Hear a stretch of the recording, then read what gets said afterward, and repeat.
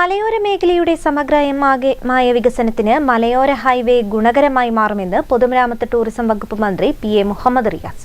പെരുവണ്ണാമൂഴി മുതൽ ചെമ്പ്ര വരെയുള്ള മലയോര ഹൈവേയുടെ പ്രവൃത്തി ഉദ്ഘാടനം ഓൺലൈനായി നിർവഹിച്ച ശേഷം സംസാരിക്കുകയായിരുന്നു മന്ത്രി. പെരുവണ്ണാമൂഴി മുതൽ ചെമ്പ്ര വരെയുള്ള മലയോര ഹൈവേയുടെ പ്രവൃത്തി ഉദ്ഘാടനം പൊതുമരാമത്ത് ടൂറിസം വകുപ്പ് മന്ത്രി പി.എ. മുഹമ്മദ് റിയാസ് ഓൺലൈനായി നിർവഹിച്ചു. പെരുവണ്ണാമൂഴി, കക്കയം, തോണിക്കടവ് ടൂറിസം പദ്ധതികൾക്ക് റോഡ് വികസനം ഏറെ സഹായകമാകും. സമയബന്ധിതമായി പ്രവൃത്തി പൂർത്തീകരിക്കാൻ ബന്ധപ്പെട്ടവർ ശ്രദ്ധിക്കണമെന്ന് മന്ത്രി പറഞ്ഞു.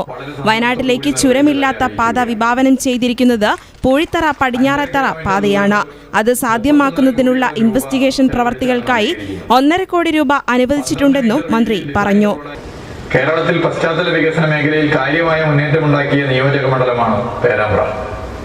വയനാട്ടിലേക്കുള്ള ചുരമില്ലാത്ത പാത വിഭാവനം ചെയ്തിരിക്കുന്നത് പൂഴിത്തറ പടിഞ്ഞാറേത്തറ പാതയാണ്. അത് സാധ്യമാക്കുന്നതിന് PWD നടപടികൾ സ്വീകരിക്കുന്നുണ്ട്. ഇൻവെസ്റ്റിഗേഷൻ പ്രവർത്തികൾക്കായി 1.5 കോടി രൂപ ഇതിനായി അനുവദിച്ചു കഴിഞ്ഞുവെന്നുള്ള സന്തോഷപരം പ്രത്യേകം അറിയിക്കുകയാണ്. കേരളത്തിലെ പശ്ചാത്തല വികസന മേഖലയിൽ വലിയ കുതിച്ചുചാട്ടം കഴിഞ്ഞ 7.5 വർഷം സാധ്യമായിട്ടുണ്ടെന്നുള്ളത് എല്ലാവരും അനുഭവിച്ച് മനസ്സിലാക്കിയതാണ്. ദേശീയപാതകളും സംസ്ഥാനപാതകളും ഒപ്പം ഗ്രാമീണ മേഖലയിലെ പൊതുമരാമത്ത് റോഡുകളും നവീകരിക്കപ്പെടുകയാണ്. ഓരോ നിയോജക മണ്ഡലത്തിലും ഈ മാറ്റം നമുക്ക് കാണാനാകും.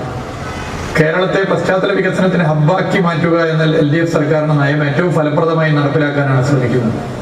അതിൽ പ്രധാനം ദേശീയപാത വികസനമാണ്.